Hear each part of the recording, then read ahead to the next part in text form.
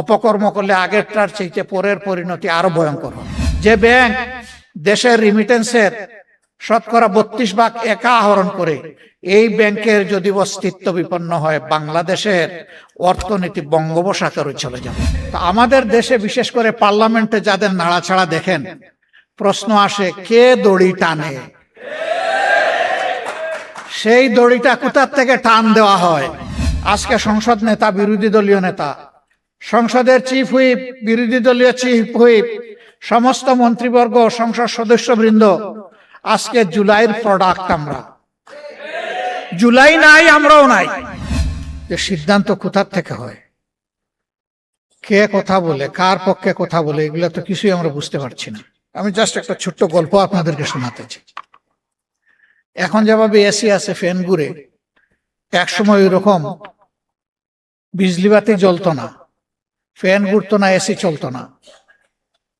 সেই সময়টা ছিল দড়ি টানা, মাথার উপরে লাল এবং সবুজ রঙের কাপড় দিয়ে এক ধরনের পাখা তৈরি করে বিভিন্ন অফিসে টানা হতো। তো এক বিচারক, তিনি একটা হত্যা মামলার রায় দিতে গিয়ে বললেন, আসামির বিরুদ্ধে সন্দেহাতীত ভাবে মামলা প্রমাণিত হয়, তাকে মৃত্যুদণ্ড দেওয়া হলো। তখন তো আসামি পক্ষের মুখ কালো হয়ে আসছে। একটু সময় পরেই মাথা নেড়ে বললেন, আসামির বিরুদ্ধে সন্দেহাতীত ভাবে কোনো প্রমাণ পাওয়া যায়নি বলে তাকে মুক্তি দেওয়া হলো। কারণ একবার বলে যে মৃত্যুদণ্ড, আবার বলে মুক্তি, এরকম 3-4 বার বলার পরে পেশকার বলল, স্যার আপনি তো পরস্পর বিরোধী রায় বলেই যাচ্ছেন, আমি কি করব? দোষটা কি আমার? সব সময় দেখি হয় লালটা নাচে, না হয় সবুজটা নাচে, আজকে দুইটা নাচে কেন? তার মানে ওই পিছন থেকে যে রশি দিয়ে টানাটানি করতেছে, ওখানে রশি পেশ খেয়ে গেছে। এই জন্য লাল এবং সবুজ দুইটাই কিন্তু নাড়াছাড়া হচ্ছে। তো আমাদের দেশে বিশেষ করে পার্লামেন্টে যাদের নাড়াছাড়া দেখেন, প্রশ্ন আসে কে দড়ি টানে? সেই দড়িটা কোথার থেকে টান দেওয়া হয়? জাতি বুঝে। আপনারা বুঝেন না? আজকে আলোচনায় এখানে এসেছে যে ওই ঘুড়ির নাটাইটা কোথায়, ওখান থেকেই এটা নাড়াচাড়া করা হচ্ছে। এই জন্য অস্থিরতা। এক সময় গণভোট হারাম, আরেক সময় না, এটা অর্ধেক হালাল। এক সময় একই অর্ডারের গুস্ত হালাল, কিন্তু শুরুয়াটা, জুলটা তার হারাম। আমরা এটা পার্লামেন্টেও বলেছি। হ্যাঁ, আপনারা দেখেছেন আমাদের কণ্ঠ দমিয়ে দেওয়ার চেষ্টা করা হয়েছে, আমরাও সমানতালে চালিয়েছি আলহামদুলিল্লাহ।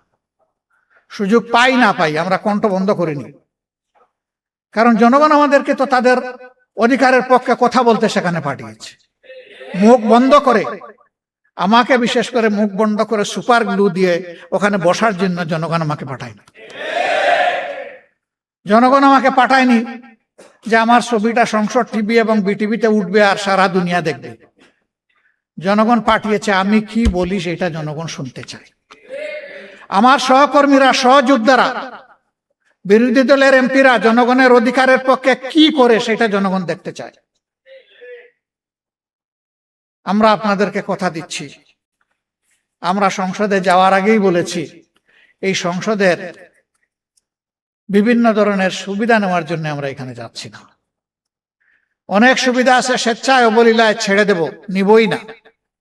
যেটা না নিয়ে পারবো না সেইটা নেব, বাধ্য হব যেটাতে। অবৈধ কোনো দিকে আমাদের চোখ এবং হাত যাবে না। আমরা এখনো আলহামদুলিল্লাহ এটার উপরে আছি।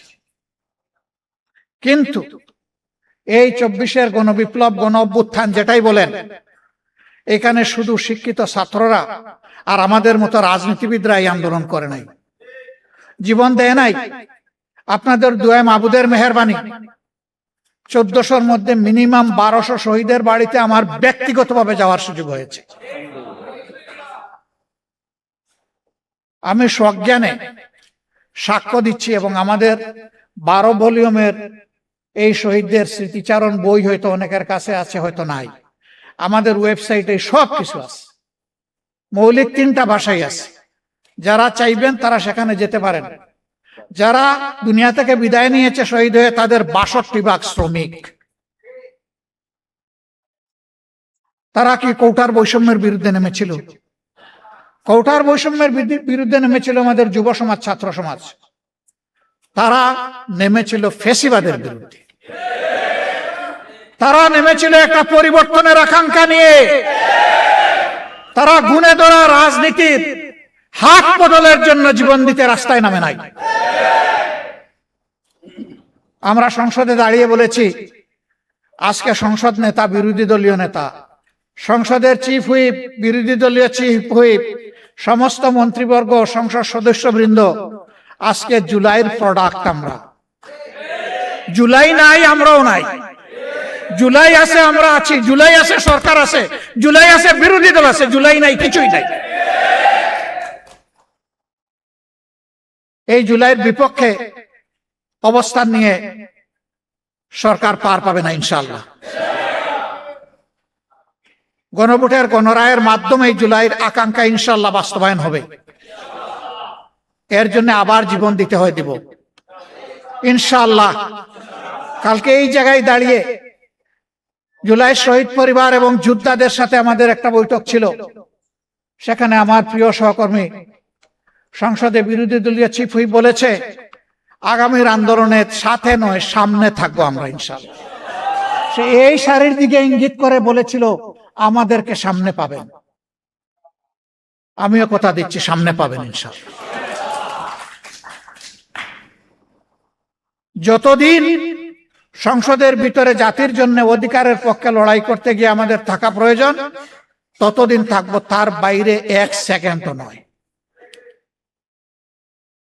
যখন দেখবো আর কোনো কিছু করার নাই, তখন সেলিউট, কালু সালামা, হে সংসদ, আপাতত তোমাকে সালাম দিয়ে চলে গেলাম। কিন্তু এর আগে এই সংসদের জমিদারিও কারো মানবো না এবং কারো কাছে বন্ধকও দেব না। অনেকে বলছেন আন্দোলন শুরু করতে হবে, এটা কি? এটাও আন্দোলনের অংশ। যেদিন আমরা নোটিশ মুভ করেছিলাম যে সংস্কার পরিষদের সভা আহ্বান করতে হবে, আলোচনার পর যখন 2/3 মেজরিটির গরম গায়ের কারণে, আমাদের গায়ের জোরে এটাকে নাকচ করে দেওয়া হলো, আমরা সেদিন সংসদ থেকে বের হয়ে এসেছিলাম। এসে বলেছিলাম, জনগণের রায় নিয়ে, রায় বাস্তবায়নের জন্য এখানে এসেছিলাম। অন্যায়ভাবে এই রায়কে পদদলিত করা হয়েছে। এখন জনগণের রায় নিয়ে আবার জনগণের পার্লামেন্টে আমরা চলে যাচ্ছি। এরপরে আপনারা দেখেছেন, এর প্রতিবাদে বিক্ষোভ সভা হয়েছে, মিছিল হয়েছে। সারা দেশে এখন আন্দোলন চলছে। শুরু হবে কি? শুরু তো হয়েই গেছে। এখন তিলে তিলে সেই আন্দোলনকে সফলতার দিকে নিয়ে যেতে হবে ইনশাআল্লাহ। এই আন্দোলন ন্যায্য আন্দোলন। এই আন্দোলন কোন সুবিধাবাদী আন্দোলন নয়, ক্ষমতার হালুয়া রুটির ভাগ বাটোয়ারার জন্য নয়। এই আন্দোলন ৭০ ভাগ মানুষের রায়ের প্রতি সম্মান দেখিয়ে, শহীদদের রক্তের সাথে আমাদের ওয়াদা বাস্তবায়ন করার জন্য, জুলাই যোদ্ধাদের আকাঙ্ক্ষা পূরণ করার জন্য এই আন্দোলন ইনশাআল্লাহ সফলতার প্রান্ত সীমায় গিয়ে থাকবে, এর আগে নয়। এবং সেই আন্দোলনের সফলতা নিয়ে আমরা গড়ে ফিরব। আপনারা শুধু পাশে থাকবেন। দেশবাসী, এই আন্দোলন আমার জন্য, আপনাদের জন্য, সবার জন্য। আমরা আমাদের সন্তানদেরকে কারো গোলাম বানাতে চাই না এবং কারো পারিবারিক রাজতন্ত্র বাংলাদেশে চলবে জাতির উপর ফ্যাসিজম হিসাবে, তাও আমরা বরদাস্ত করব না। রাজনীতির এই দুষ্ট চক্র ভেঙে দিতে হবে। একজনের বদলে আরেকজনের প্রশংসায় সংসদের 1/3 সময় ব্যয় হবে, এটা আর আমরা শুনতেও চাই না, দেখতেও চাই না। প্রশংসা হবে জনগণের, সংসদের ভিতরে কথা হবে জনগণের সমস্যা নিয়ে, সেখানে বসে খোলা মনে সমাধান বের হয়ে আসতে হবে। এইটাকে বাদ দিয়ে অন্য কোনো কিছুর চর্চা হোক সংসদের ভিতরে, আমরা এটা চাই না। কিন্তু আমরা ফ্যাসিবাদের কালো ছায়া এখন সংসদে দেখতে পাচ্ছি। আগে ওই সংসদে দাঁড়িয়েই আজকে যারা সরকারি দলের গ্যালারিতে বসেছেন তাদেরকে তুচ্ছ তাচ্ছিল্য করে যেভাবে কথা বলা হতো, আজকে দুই একজন আমাদেরকে লক্ষ্য করে সেই রকম কথা বলা শুরু করেছেন। আমরা তাদেরকে বলি জিহ্বা সংযত করুন। এই মনোভাব এবং আচরণ দেখাবেন না। জুলাই যুদ্ধের মধ্য দিয়ে যেই প্রজন্ম, যেই দেশ গড়ে উঠেছে, এই দেশ কারো চক্রাঙ্গানির পরোয়া করে না। অতীতে যারা এই আচরণ করেছে তাদের পরিণতি চোখের সামনেই দেখতে পাচ্ছেন। মনে রাখবেন, অপকর্ম করলে আগেরটার চাইতে পরের পরিণতি আরো ভয়ঙ্কর হয়। সে পথেই তো হাসছেন। বাইরে তো আপনাদের পদাচারণা দেখছি না, সবকিছু কুক্ষিগত করছেন। বাংলাদেশ ব্যাংকে অভ্যুত্থান করার পরে এখন দেশের সবচেয়ে বড় ব্যাংক, এখন ইসলামী ব্যাংকে আবার নতুন করে অভ্যুত্থান শুরু হয়েছে। যে ব্যাংক দেশের রিমিটেন্সের শতকরা 32% একা আহরণ করে, এই ব্যাংকের যদি অস্তিত্ব বিপন্ন হয়, বাংলাদেশের অর্থনীতি বঙ্গোপসাগরে চলে যাবে। সাবধান করে দিচ্ছি, এইটাকে দলীয়করণ করবেন না। যদি দলীয়করণ করেন ব্যাংকগুলোকে একটার পর একটা, জনগণ আপনাদেরকে ছেড়ে কথা বলবে না। আমি দেশের ব্যাংকের মূল মালিক জনগণকে বলবো, জেগে উঠুন, আওয়াজ তুলুন, ওদের কদর্য চেহারা জাতির সামনে উন্মুক্ত করে দিন, থামিয়ে দিতেই হবে ইনশাআল্লাহ। আমরা আবারও কথা দিচ্ছি, শুধু রাজনীতির পট পরিবর্তন নয়, সংস্কৃতির আমূল পরিবর্তনের জন্য আমাদের এই লড়াই।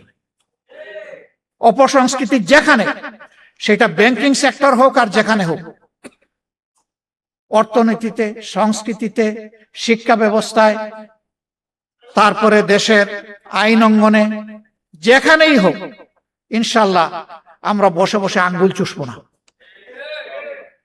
আমরা জনগণের সাথে থাকবো, জনগণকে সাথে নিয়ে তার মোকাবেলা করবো ইনশাল্লাহ। আপনারা দোয়া করবেন। আজকের এই সেমিনারে আপনারা যে গুরুত্বপূর্ণ পরামর্শগুলো দিয়েছেন, আমরা তার জন্য কৃতজ্ঞ, ঋণবোধ করি।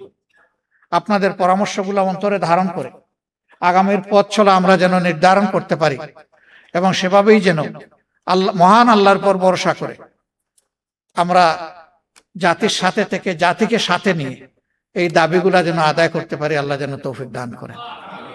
আপনাদের সকলকে আমরা কৃতজ্ঞতা এবং ধন্যবাদ জানাচ্ছি। কথা কম, কাজ বেশি। কাজ শুরু হয়ে গেল, সফলতা নিয়ে গড়ে ফিরবো ইনশাআল্লাহ। আসসালামু আলাইকুম ওয়া রাহমাতুল্লাহ।